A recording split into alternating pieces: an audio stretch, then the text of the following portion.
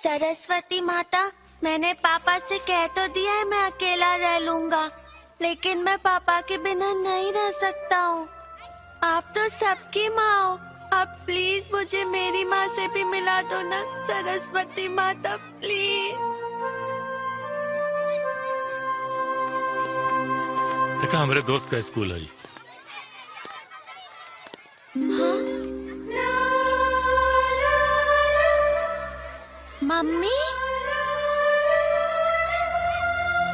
लगता है mummy papa से नफरत करती हैं। अगर मैंने उनको अपने बारे में जाके बता दिया तो शायद वो मुझसे बात भी नहीं करेंगी। तो फिर मैं उनको पापा से कैसे मिलाऊंगा? और दादी से जो मैंने प्रॉमिस किया है उसको पूरा कैसे करूंगा? लगता है कोई आइडिया लगाना पड़ेगा। आइडिया! ओहो हसमुख मेरे यार, उखी दस्त यार, welcome to Oxford public school मेरे दोस्त। नमस्ते भाभी। नमस्ते। और सब ठीक ठाक है? भाई बिटिया नहीं दिखाई दे रही है। तू केहू के खोजे तारो का मम्मी? ओ सॉरी आंटी। हाँ बेटा, अपन बेटा के है तोहार बेटा? तोहरे जैसन हुई। लेकिन हम तोहार बेटा कैसे हो सकेनी? हमार तो सिर्फ पापा है, हम तो अपन पापा के बेटा है। वही तो बाड़ी, पता नहीं कौन बच्चा के अपन बच्चा समझ के बतियावत अभी। ओ यार, बच्चा किसी का भी हो, बेटी तो अपनी है। बस किसी भी हालत में अपनी बेटी ठीक होनी चाहिए। हाँ भाई साहब, रावर मुंह में घी शक्कर। भगवान करे हमारी बेटी जल्दी ठीक हो जाए। चलिए आइए अंदर चलते हैं। अरे गाड़ी में कुछ सामान पड़ल। अरे यार गाड़ी में सामान है तो चपरासी को भेज कर मंगवा लेंगे। आइए आइए भाभी जी, आइए चलिए। अरे आइए चलिए तो। अरे मेरी बेटी आ जाएगी। तो मिलबू हमारे पापा से? पिला, बाकी तू हमार दोस्त बनबा? दोस्त? दोस्त? हाँ बने, ठीक बा। हम अपन पापा के फोन करके बुला लाई। ठीक बा।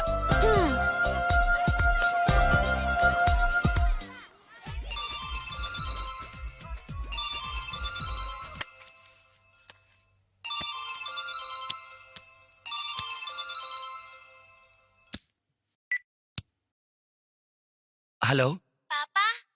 हाँ बेटा। पापा, हम रहुआ के अपन एक खास दोस्त से मिलावल चाहता नी, बहुते खास दोस्त। अच्छा, लेकिन बेटा हम रिकॉर्डिंग में बनी।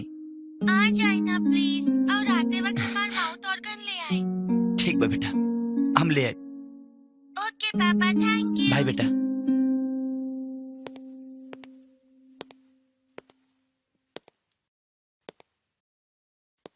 सर को चाहिए का?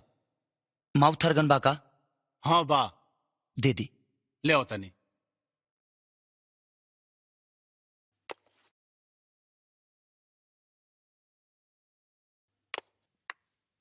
माउथ ऑर्गन बा? एके गो बा। तो हम कहा दूगो मंगले बनी, पैक कर दी। पर इ त इनकरा का दे दिले बनी।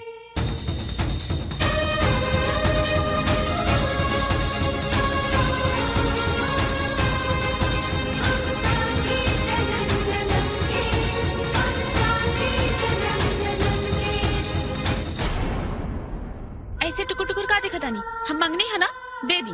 एक्सक्यूज मी, माउथ ऑर्गन हम अपने बेटा खाती पसंद के लिए बनी। ओह, बेटा, गुड। तो ओसे का भाई ए पर और नाम नहीं खे लिखल। ई हमके आपन बेटा खाते चाहिए। दी। अचानक बेटा खाती इतना ममता? जे आदमी अपन पत्नी के ना समझ पावल, तो माई की ममता का खाद समझी। हाँ, समझदारी के सगरी दुकान जब तू ही रख ले बाड़ू तो वही के संभाला। दी सेठ जी, हमरा के दी। ऐसे कैसे? हम के चाहिए माउथ ऑर्गन। ई ली पैसा। कितना भाई? ठीक है सेठ जी, इन्हीं के दे दी। कहे के दिल जोड़े के हुनर इनका लगे तबाना, वैसे भी हम अपनी बेटा के प्यार से पल्ले बानी, खिलौना से ना।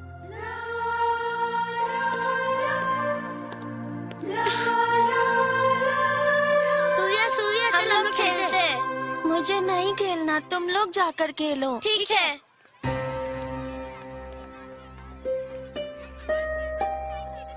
ना पापा आइलन ना मम्मी आइली, केहू के हमार चिंता नहीं खे।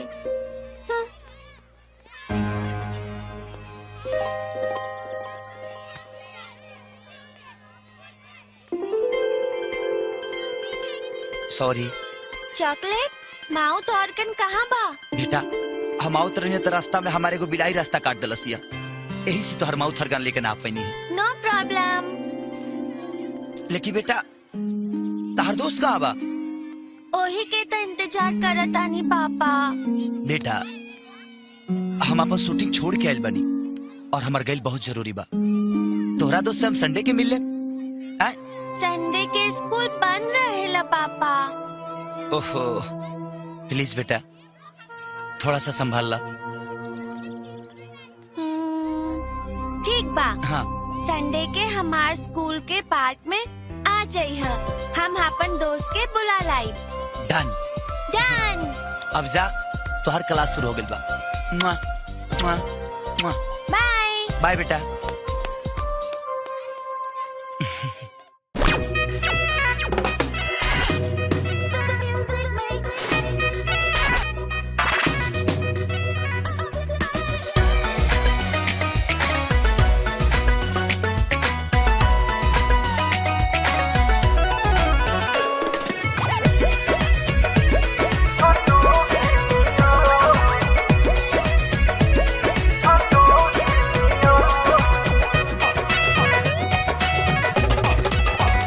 बबुनी बाड़ू बहुते हाथ तोहर नइखे कवनो काट।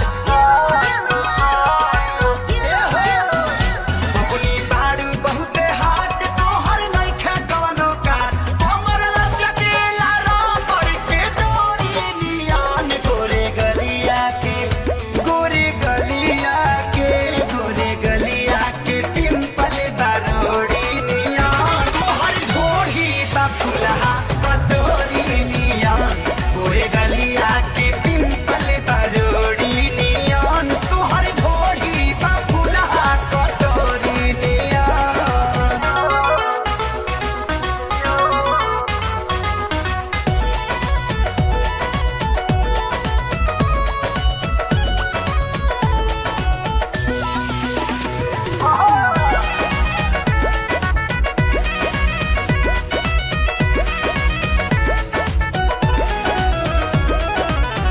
अजबे डिजाइन तोहर गजबे बाला कसा, कहिया रे खुली बोला ना भवाला बकसा।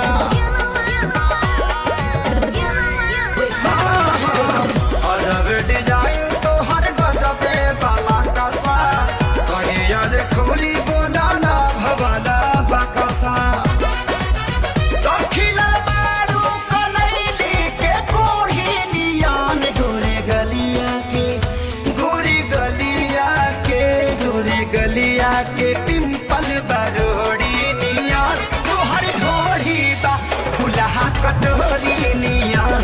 गोरे गलिया के पिंपल बरोड़ी नियान। तोहर ढोरी बा फुलहा कटोरी नियान।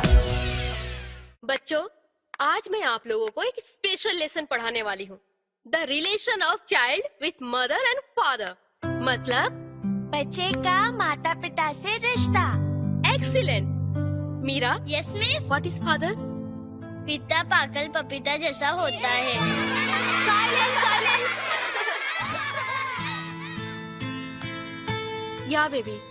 मेरी मम्मी कहती है पिता पागल पपीता जैसा होता है, जो अपने बच्चों की जिंदगी बनाने के लिए खुद को कमजोर और खोखला कर लेता है।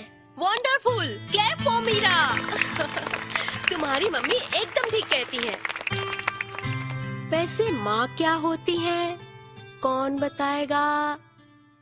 सूर्या, माँ। बोलो बेटा। माँ, लेकिन मेरी तो माँ है ही नहीं।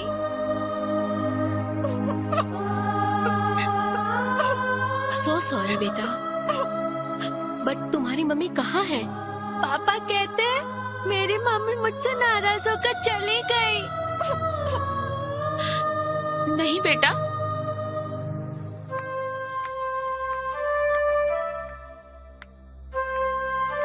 माँ अपने बच्चों से कभी नाराज नहीं होती।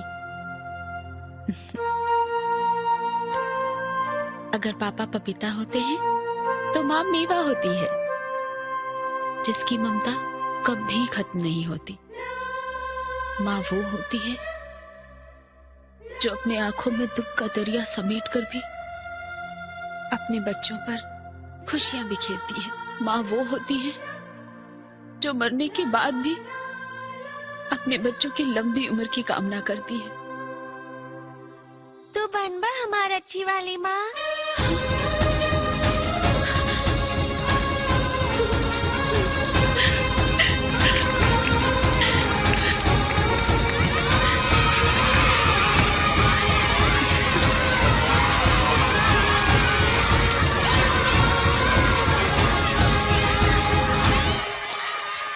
ये हमके देदा।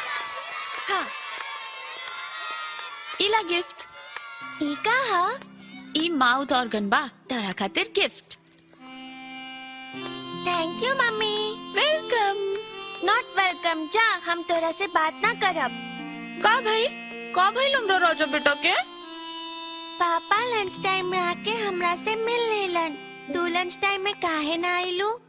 सॉरी बेटा, एगो ऐसा मनहूस शक्ल से मिल गई नी कि गाड़ी के टायर पंचर हो गई, यही से ना पाऊनी। सच्ची? मुच्ची। ओके, संडे के पापा आवे के प्रॉमिस कइले बारन। तू स्कूल पार्क में हमार इंतजार करी है, हम बुला लाई पापा के। ठीक बा। और अगर तू ना आइलू तो हम तोरा से कबो बात ना करब। ना बेटा, हम ना टाइम से पहले आ जाए। ठीक।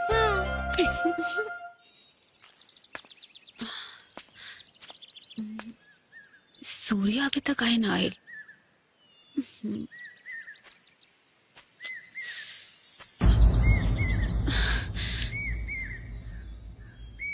तू यहाँ का करता रू? ये पूछे कि हक रवा खो चुकल बानी। हक लिहल ना दिहल जाला। खैर छोड़ा, तुहार का हलबा? एकदम मस्त। और राउर बेटा के? एकदम हमारा पगल बा। भगवान करे खाली शक्ल ही गईल होके, अकल ना। ठीक बा, कबो फुर्सत में तोहरा के मिला आपन अकल ओकरा के दे दिया। हम काहे दे आपन अकल राउर बेटा के? हाँ, ऐसे भी तोहरा से कुछ पावे की उम्मीद नहीं है। वैसे यहाँ केकर इंतजार करता रू? बाकी हूँ खास। और रवा? हम जेकरा के दिलो जान से चाहिए, जे हमारा दिल के धड़कन बा, ओकरा इंतजार करता नहीं। अब यो दिल बार रवा लगे।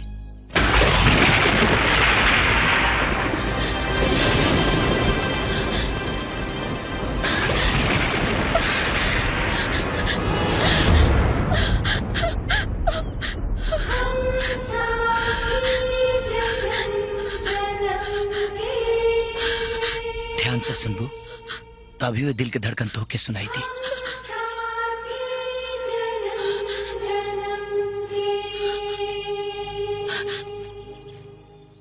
हाँ, हाँ, बड़ा ताजुब होता कि दूसरा पर बिजली गिरावे वाला अभी वो बिजली के चमकला से डराता। बिजली के गिरवले बा, आपन जमीर से पूछी।